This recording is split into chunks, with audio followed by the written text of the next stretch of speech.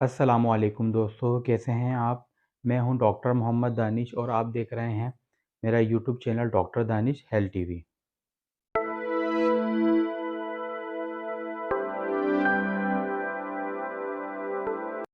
दोस्तों, अगर मैं आपसे ये कहूं कि आपको रोज़ाना 10,000 इंटरनेशनल यूनिट विटामिन डी के हर सूरत में लेने हैं, तो ये ज़्यादा नहीं। तो मैं आज आपको ये बताने लगा हूं कि आपको विटामिन डी या जिसको विटामिन डी थ्री भी कहते हैं, इसकी कितनी डोज लेनी है। तो यहाँ मैंने ज़िक्र किया इंटरनेशनल यूनिट्स का, आईयू।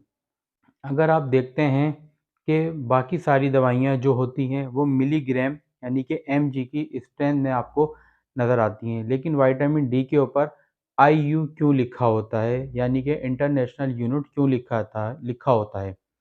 आईयू का मतलब होता है कि इंटरनेशनल यूनिट। ये बेसिकली ये इंटरनेशनल यूनिट इफ़ेक्टिविटी एक स्टैंडर्ड होता है, तो कुछ फॉर्मूलेशन के लिए तय किया गया है कि उनकी डोज इंटरनेशनल यूनिट्स में होगी, ताकि हर कंपनी उसी स्टैंडर्ड के मुताबिक इसकी फॉर्मूलेशन कर सके। यानी अगर कोई शख्स रोज़ाना 10,000 इंटरनेशनल यूनिट का एक कैप्सूल लेता है विटामिन डी थ्री का, तो उसका ये मतलब होता है कि उसकी रोज़ाना डोज 0.25 मिलीग्राम होती है। तो ये तो 1 मिलीग्राम भी ना हुआ, बल्कि 1 मिलीग्राम का भी चौथाई हिस्सा हुआ। और ये 0.5 मिलीग्राम ये माइक्रोग्राम में मिले तो ये 250 ग्राम माइक्रोग्राम बनते हैं। तो ये एक बहुत छोटी डोज होती है। अगर आप किसी फार्मेसी या मेडिकल स्टोर पर जाते हैं, तो आपको ऐसा कैप्सूल चाहिए जिसके अंदर 10,000 इंटरनेशनल यूनिट्स हों। अगर आपको किसी फार्मेसी पे ये ना मिले, तो आप आसानी से अपने लिए ऑनलाइन भी ऑर्डर कर सकते हैं, ये मिल जाता है।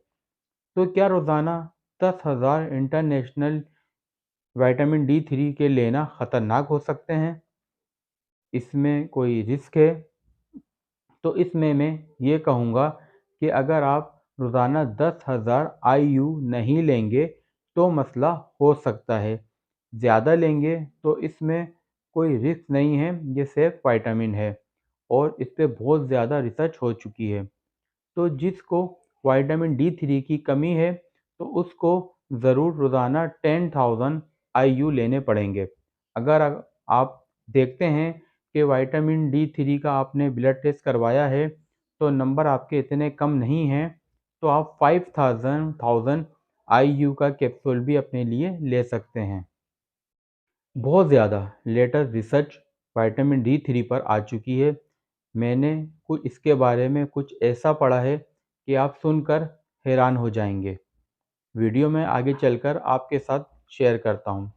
ये बताने से पहले ये जुमला कहना ज़रूरी होगा कि ये विटामिन डी थ्री आपकी हड्डियाँ, आपके दांत, जिल्द, नाखून, मुदाफ़ियती निज़ाम, दिल, दिमाग और आपके कई हार्मोन्स के लिए इतना ही ज़रूरी है जैसे पौधों के लिए पानी।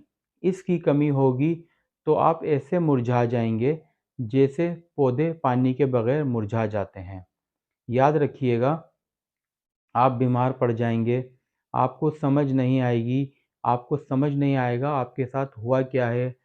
कभी आप दिल के डॉक्टर के पास जा रहे हैं, कभी आप दिमाग के डॉक्टर के पास जा रहे हैं, कभी आप जिल्द के डॉक्टर के पास जा रहे हैं, लेकिन दरअसल पोशीदा आपको विटामिन डी की कमी हो रही होगी, लेकिन इसको कोई डायग्नोस नहीं कर रहा होगा। वक्त से पहले आपका जिस्म आपका साथ छोड़ने लगेगा, आपकी बॉडी फंक्शनल फेल होने लगेंगे, ऐसे जैसे गाड़ी के अंदर ईंधन की कमी हो रही हो। आपको हर पल, हर लम्हा फील होगा कि आपके जिस्म में बेइंतहा वीकनेस है। प्री मैच्योर एजिंग के असरात आपके अंदर नज़र आएंगे। आप ज़ाहिरी तौर पर नज़र आएंगे कि आप बीमार हैं। आपकी जिल्द के ऊपर झुर्रियाँ हावी हो जाएंगी। आप वक्त से पहले बूढ़े होने लगेंगे।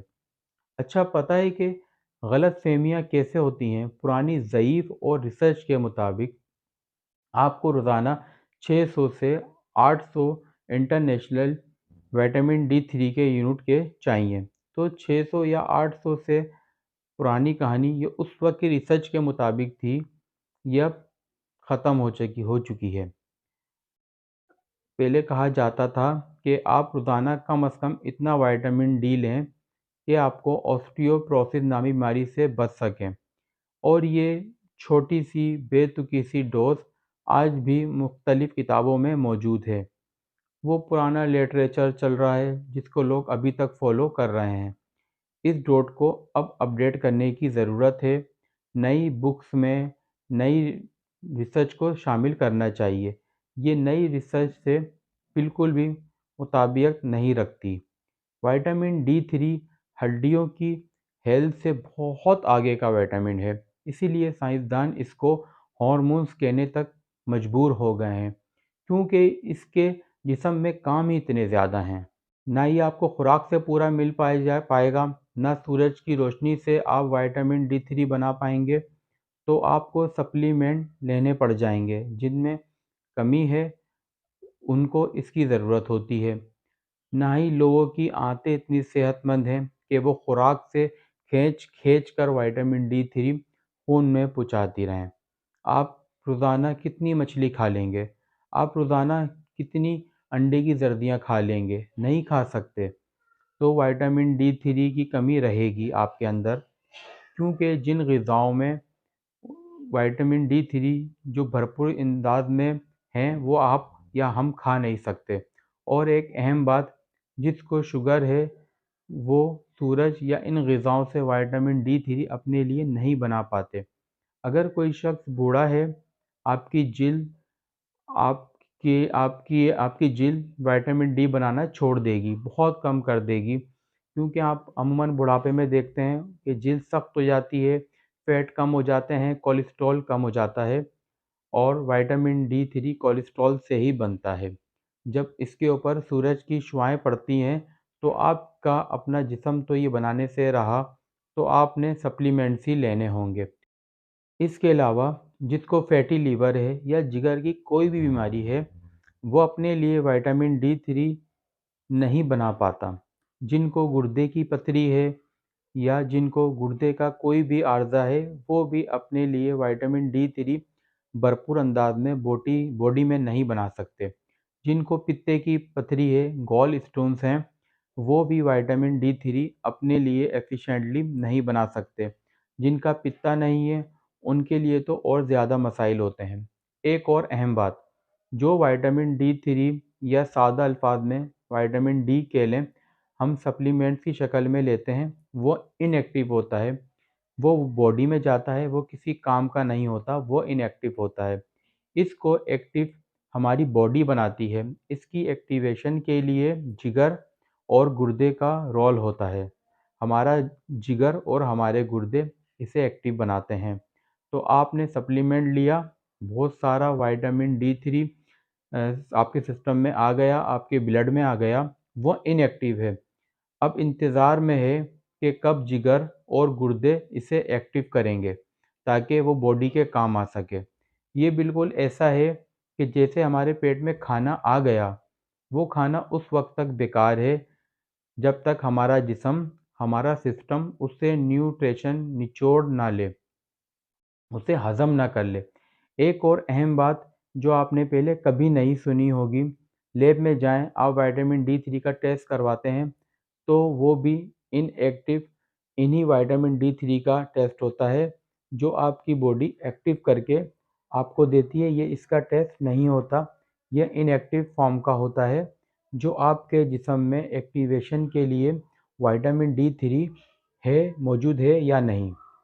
क्योंकि प्रॉब्लम ये है कि एक्टिव विटामिन डी 3 की मेजरमेंट करना बहुत मुश्किल है, लेबॉरेटरी के अंदर ये करना आसान नहीं है। तो इसीलिए हम इनएक्टिव विटामिन डी 3 को मेजर करते हैं। जब विटामिन डी 3 बॉडी में मौजूद होगा, तो जिगर और गुर्दे उसको एक्टिव कर पाएंगे। तो इनडायरेक्टली हमें अंदाज़ा होता है कि हमारी बॉडी में विटामिन डी 3 की कमी मौजूद है या नहीं है, और अगर कमी पाई जाए तो विटामिन डी 3 का सप्लीमेंट दिया जाता है। एक और अहम बात, एक जीन है जिसको CYP-QR1 कहते हैं। जिन लोगों की इन जीन में ख़राबी होती है, वो भी अपने लिए विटामिन डी3 नहीं बना पाते और आप हैरान होंगे कि इस जीन की खराबी बहुत ज़्यादा लोगों में पाई जाती है और ये अहम मुमकिन है कि आप भी इन लोगों में से एक हों। आप खुद ही नोटिस करें, जो लोग विटामिन डी3 लेते हैं, उन लोगों को इस चीज़ का अंदाज़ा होता है कि वो लोग रेगुलरली विटामिन डी3 का सप्लीमेंट ना लें तो उनकी कमी पूरी नहीं हो पाती और वो लोग और इन लोगों को मुसलसल विटामिन डी3 लेना पड़ता है। तो दोस्तों, आप अपने डॉक्टर से या अपने फैमिली फिजिशियन से कंसल्ट करें, मशवरा करें और वही बेहतर समझते हैं कि आपको कि कितनी इंटरनेशनल यूनिट विटामिन डी3 की डेली ज़रूरत होगी। दोस्तों, उम्मीद करता हूँ वीडियो आपको ज़रूर पसंद आएगी। वीडियो पसंद आए वीडियो को लाइक करें, वीडियो को शेयर करें, चैनल को सब्सक्राइब करें। मिलते हैं फिर किसी दूसरी सेहत से मुताल्लिक मालूमाती वीडियो में। जब तक के लिए अल्लाह हाफ़िज़।